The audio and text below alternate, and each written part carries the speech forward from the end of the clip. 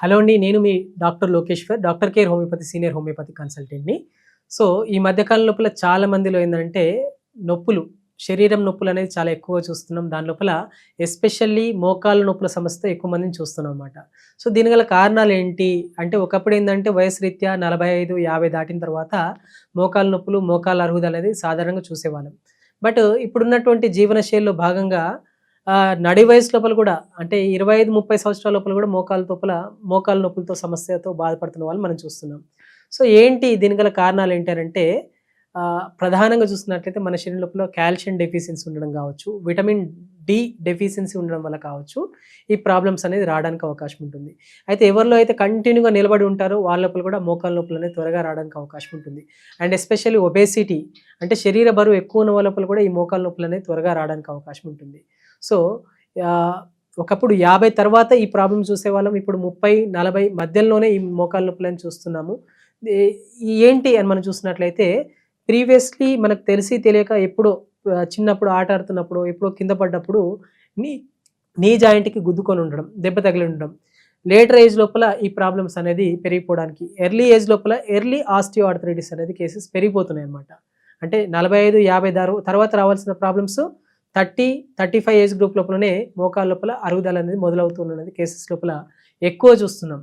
So, ఏమవుతుంది మోకాళ్ళ అరుగుదల? దాన్ని మనం హోమియోపతి లోపల ఏమైనా వైద్యం అందుబాటులో ఉందా అని మనం చూసినట్లయితే, మోకాళ్ళ అరుగుదలకి హోమియో వైద్యం లోపల చక్కటి పరిష్కారం అందుబాటులో ఉందన్నమాట. సో, దీని లోపల కూడా స్టేజెస్ ఉంటాయి. First, second, third and fourth. So, first స్టేజ్‌లో వచ్చినట్లయితే మోకాళ్ళ లోపల అప్పుడప్పుడు నొప్పులు రావడం, పోవడం. సెకండ్ స్టేజ్‌కొచ్చేసరికి మోకాళ్ళ నొప్పులనేది విపరీతంగా నొప్పులు రావడం, దాంతో పాటు మోకాలు చుట్టూ కూడా వాపు రావడం. ఇవి సెకండ్ స్టేజ్‌లో చూసేటువంటి లక్షణాలు. అదే థర్డ్ స్టేజ్‌కొచ్చేసరికి మోకాళ్ళ నొప్పులుంటాయి. దాంతో పాటు వాపులు వస్తుంటాయి, పోతుంటాయి. దాంతో పాటు కూర్చున్నా, నిల్చున్నా మోకాళ్ళ లోపల ఒక రకమైనటువంటి శబ్దం రావడం. అది థర్డ్ స్టేజ్‌లో ఉండడం. అండ్ ఫోర్త్ స్టేజ్‌కొచ్చేసరికి మోకాలు పూర్తిగా పట్టేసినట్టుగా ఉండడం, జాయింట్ స్టిఫ్‌నెస్ అని చెప్పేసి చెప్తుంటాం. నొప్పులు ఉండడం, వాపులు ఉండడం, దాంతో పాటు మోకాళ్ళు పూర్తిగా పట్టేసి ఉండడం ఫోర్త్ స్టేజ్.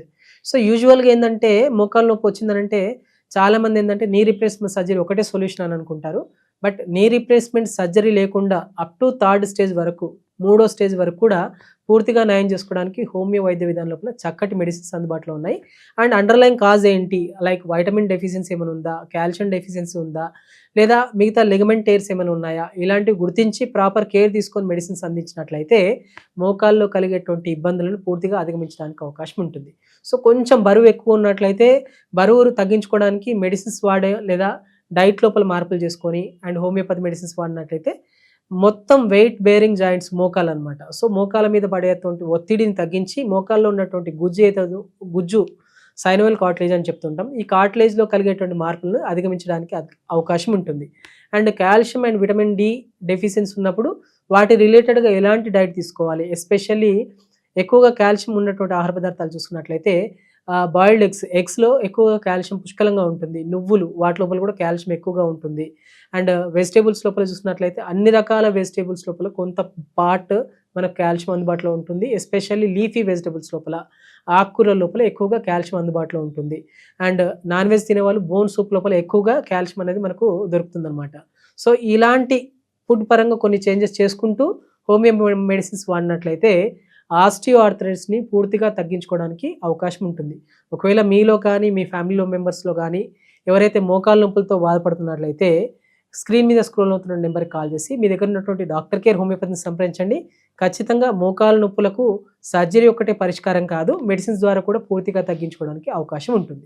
సో, సాధారణంగా యూజువల్‌గా ఏందనంటే ఎక్కువగా మనం ఈ మోకాళ్ళ అరుగుదల అనేది వయసు రీత్యా చూసినట్లయితే 45, 50 తర్వాత మనం ఎక్కువ చూస్తుంటాం. సో, 50 ఏజ్ వచ్చింది. ఇక నేను నీ రీప్లేస్‌మెంట్ సర్జరీకి వెళ్ళొచ్చా అనంటే, ఒకవేళ నీ రీప్లేస్‌మెంట్ సర్జరీ చేసుకున్న దాని లైఫ్ టైమ్ వచ్చేసి 10-15 ఇయర్స్ కంటే ఎక్కువగా ఉండదు. సో, ఎర్లీ ఏజ్ లోపల నీ రీప్లేస్‌మెంట్ సర్జరీ చేసుకోవడం వల్ల మళ్ళీ ఇంకోసారి కూడా అవసరం పడే అవకాశం ఉంటుంది. బట్ పూర్తిగా అరిగిపోయిన సందర్భం లోపల సర్జరీ అనేది ఖచ్చితంగా అవసరం పడుతుంది. కానీ కొన్ని రోజుల వరకు, కొన్ని సంవత్సరాల వరకు హోమియోపతి మెడిసిన్స్ వాడడం వల్ల నీ జాయింట్‌లో కలిగేటువంటి ఇబ్బందిని కూడా ప్రివెంట్ చేసుకొని సర్జరీని పోస్ట్‌పోన్ చేసుకోవాలని చాలామంది భావిస్తూ ఉంటారు. వాటిలో అలాంటి సందర్భాలకు కూడా హోమియోపతి మెడిసిన్స్ వాడడం వల్ల చక్కటి పరిష్కారం అందుబాటులో ఉంటుంది. అండ్ నెక్స్ట్ పోతే ఏందంటే కొంతమంది ఫోర్త్ గ్రేడ్‌లో ఉన్నప్పటికి కూడా పూర్తిగా అరిగిపోయిన సందర్భాల్లో కూడా నాకు మోకాళ్ళ మార్పిడి, మోకాళ్ళ సర్జరీ అంటే భయం అనే వాళ్ళకు కూడా హోమియోపతి మెడిసిన్స్ చక్కటి పరిష్కారం అని చెప్పుకోవచ్చు అనమాట. ఎందుకనంటే ఆ సందర్భం లోపల నీ రీప్లేస్మెంట్ చేయించుకోవడానికి భయం అండ్ పెయిన్ కిల్లర్ వాడితే బాడీ లోపల వేరే రకమైనటువంటి కాంప్లికేషన్స్ రావడానికి అవకాశం ఉంటుంది. అలాంటి సందర్భం లోపల హోమియోపతి మెడిసిన్స్ వాడడం వల్ల ఎలాంటి సైడ్ ఎఫెక్ట్స్ లేకుండా, అంటే పెయిన్ కిల్లర్ వాడడం వల్ల కిడ్నీ ప్రాబ్లమ్స్ కానీ, రీనల్ ఫెయిల్యూరే కానీ ఇలాంటివి రావడానికి అవకాశం ఉంటుంది. గ్యాస్ట్రిక్ అల్సర్సే కానీ, డియోడినల్ అల్సర్సే కానీ ఇలాంటివి డెవలప్ అవ్వడానికి అవకాశం ఉంటుంది. గాల్ బ్లాడర్‌లో స్టోన్స్ రావడానికి అవకాశం ఉంటుంది. బట్ హోమియోపతి మెడిసిన్స్ వాడడం వల్ల ఎలాంటి సైడ్ ఎఫెక్ట్ లేకుండా న్యాచురల్‌గా మోకాళ్ళ నొప్పులను తగ్గించుకోవడానికి అవకాశం ఉంటుంది.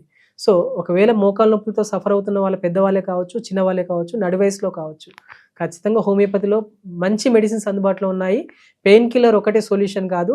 టెంపరరీ రిలీఫ్ కోసం చూసుకుంటే శాశ్వతంగా మనం పూర్తిగా సర్జరీ చేసుకునే స్థాయికి వెళ్ళిపోవడానికి అవకాశం ఉంటుంది.